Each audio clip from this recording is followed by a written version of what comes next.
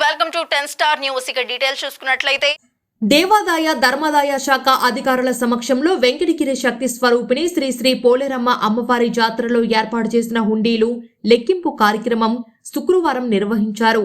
2024 September 21వ తేదీ నుండి 2024 సెప్టెంబర్ 27వ తేదీ వరకు అనగా 7 రోజులలో అమ్మవారికి భక్తులు సమర్పించిన డబ్బు, బంగారం, వెండి తదితర కానుకలను వివరాలను ఆలయ అధికారులు వివరించారు.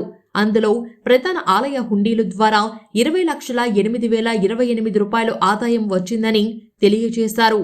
అదేవిధంగా పోలేరమ్మ నూతన బంగారు పాదముల కోసం ఏర్పాటు చేసిన హుండీ ద్వారా 2,43,947 రూపాయలతో కలిపి మొత్తం 22,51,975 రూపాయలు డబ్బు రూపేణా వచ్చిందన్నారు. అదేవిధంగా ప్రధాన ఆలయ హుండీ ద్వారా 7.200 మిల్లీగ్రాములు బంగారం, 98.500 మిల్లీగ్రాములు వెండి మరియు అమ్మవారి బంగారు పాదముల కోసం ఏర్పాటు చేసిన హుండీ ద్వారా 12.563 మిల్లీగ్రాములు బంగారం భక్తులు సమర్పించారని వివరించారు.